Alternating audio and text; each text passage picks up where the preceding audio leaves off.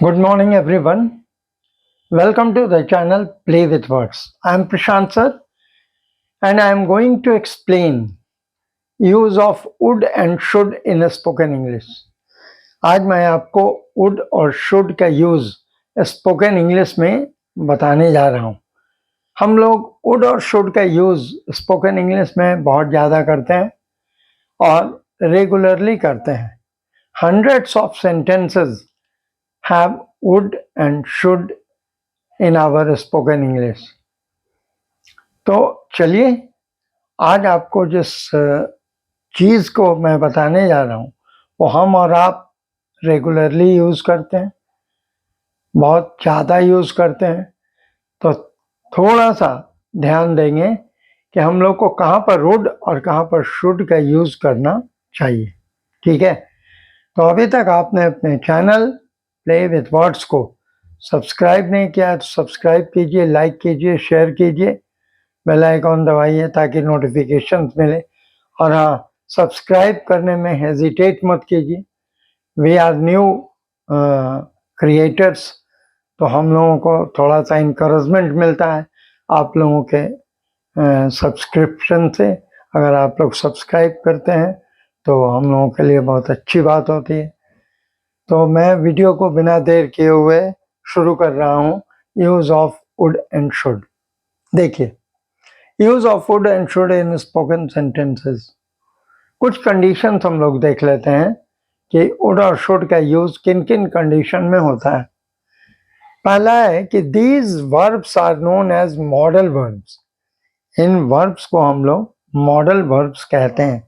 These verbs are known as modal verbs. Second, highly used in spoken English. सबसे ज़्यादा spoken English में इसका use होता है। Highly used in spoken English. Third one, should is used. Should is used in advice, responsibility and expectation. अगर कोई sentence advice के बारे में हो, रिस्पॉन्सिबिलिटी के बारे में हो या फिर एक्सपेक्टेशन यानी उम्मीद के बारे में हो तो हम लोग इसको यूज करते हैं। किसको? शुड को। सेकेंड केस में वुड को देखिए। Would is used in polite request, preference, past habits and imaginary situations. Would का यूज हम लोग पोलाइट रिक्वेस्ट के लिए करते हैं, प्रेफरेंस के लिए करते हैं, पास्ट हैबिट्स को बताने के लिए करते हैं और इमेजिनरी सिचुएशन को एक्सप्लेन करने के लिए करते हैं। तो आज यही दोनों दो मॉडल वर्ब को हम बताने जा रहे हैं और इससे रिलेटेड सेंटेंसेस आपको दे रहे हैं। अब तो आप समझ गए होंगे कि वुड और शुड का यूज कहाँ कहाँ होता है। अब थोड़ा सेंटेंस को देखते हैं। सबसे पहले एडवाइस को लीजिए। Use of should. शुड में एडवाइस यानी राय अगर देनी है तो शुड का यूज करते हैं। जैसे यू शुड ओबे योर पेरेंट्स। यहाँ एडवाइस है कि तुमको पेरेंट्स को ओबे करना चाहिए। ठीक है, तो यू शुड ओबे your parents. You should clean your room. तुम अपने रूम को तुम्हें साफ करना चाहिए। You should clean your room. They should join the meeting. उन लोगों को एडवाइस है कि उन लोगों को मीटिंग को ज्वाइन करना चाहिए। एंड ही और शी शुड वर्क हार्ड। क्या है कि इन लोगों को काम करना चाहिए, सिंसियरली करना चाहिए, मेहनत करके करना चाहिए। तो ये एडवाइस का सिचुएशन है। ठीक है, कि आप एडवाइस के केस में शुड को यूज करते हैं। नेक्स्ट देखिए, responsibility. You should look after your parents. तुमको अपने पेरेंट्स की जिम्मेदारी उठानी चाहिए। You should look after your parents. He should take the leadership. उसको लीडरशिप की जिम्मेदारी उठानी चाहिए। He should take the leadership. Next देखिए, they should come to join the meeting. उन लोगों को मीटिंग ज्वाइन करने की जिम्मेदारी लेनी चाहिए कि वो मीटिंग में आए और उसे ज्वाइन करें। तो ये दो केस आप समझ गए कि शुड का यूज एडवाइस में और रिस्पॉन्सिबिलिटी में होता है। नेक्स्ट देखिए, एक्सपेक्टेशन। एक्सपेक्टेशन का मतलब होता है उम्मीद, ठीक है। He should expect good results, उसको अच्छे रिजल्ट के बारे में उम्मीद होनी चाहिए। The train should arrive on time, कहते हैं ट्रेन को टाइम पर आना चाहिए, ट्रेन को टाइम पर आना चाहिए, ये एक्सपेक्टेशन है। दे शुड अराइव सून, उन लोगों को जल्दी आना चाहिए। तो ये आप देख रहे हैं कि एक्सपेक्टेशन के लिए भी हम लोग शुड का यूज करते हैं। अब नेक्स्ट देखिए, वुड का यूज। वुड भी एक मॉडल वर्ब है। मैं ग्रामर में नहीं जा रहा हूं।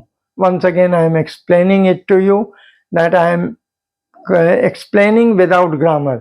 मैं आपको ग्रामर के बिना बता रहा हूं, सिर्फ एक लाइन बता दे रहा हूं कि ये क्या है, वुड और शुड क्या है। तो मॉडल वर्ब है। आप जानते हैं कि without verb a sentence cannot be made. तो without verb a sentence cannot be made. तो हम जैसे ही इसको वर्ब को हटाएंगे तो सेंटेंस बनेगा नहीं। तो सिर्फ आपको मैं ये बता रहा हूँ कि मॉडल वर्ब है और मॉडल वर्ब का एप्लीकेशन मैं आपको समझा रहा हूँ। देखिए, यूज ऑफ वुड। वुड का यूज प्रेफरेंस के लिए करते हैं। प्रेफरेंस, जहाँ चॉइस दिया हुआ हो, ठीक है, तो उसको हम यूज करते हैं। I would like some tea, यहाँ मेरा चॉइस है कि मैं कुछ चाय पीना पसंद करूँगा। I would like some tea. You would like to take coffee और टी, यहाँ दोनों में है कि आप कॉफ़ी लेंगे या चाय लेंगे।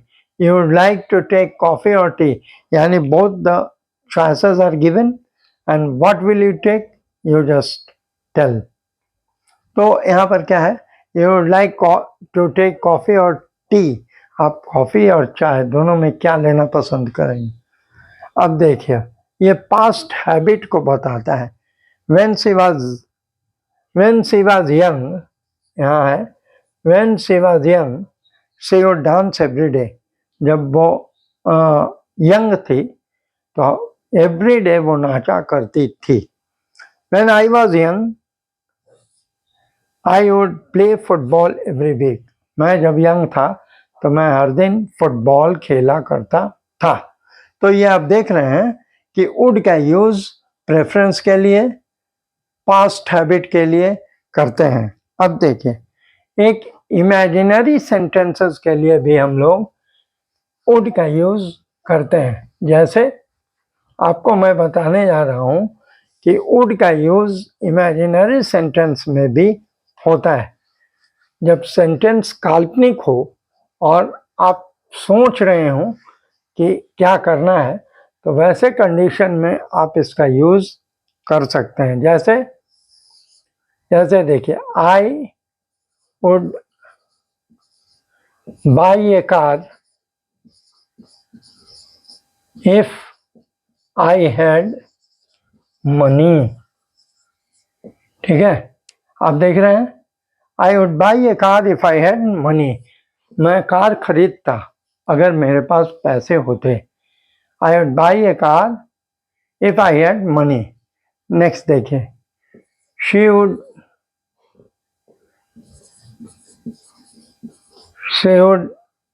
परचेज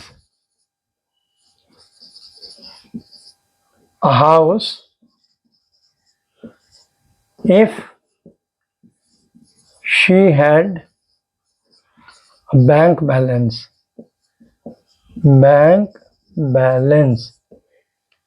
ठीक है, she would purchase a house if she had bank balance। तो आप समझ गए कि यहाँ पर इमेजिनरी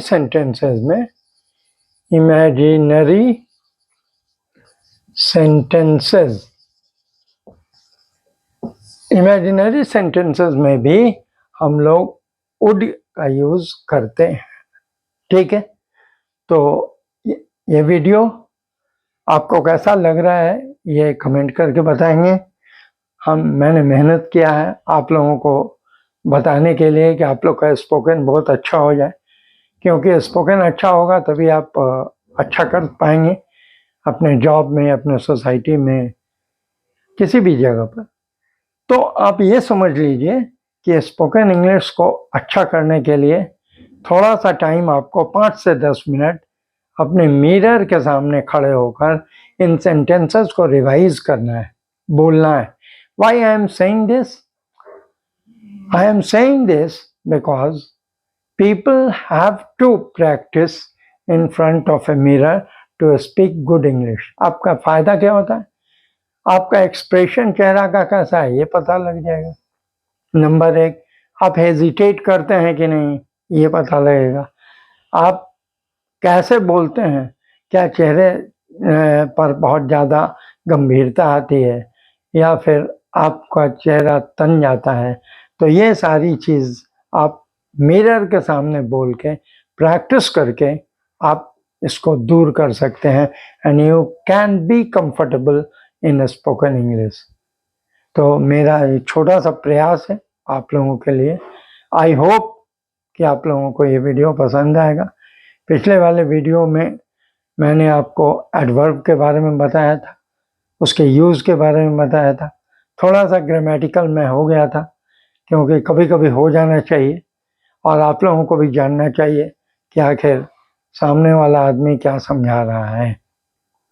तो चलिए मैं वीडियो को यहाँ कंक्लूड करता हूँ एंड इस आशा के साथ कि आप लोग को ये वीडियो पसंद आएगा।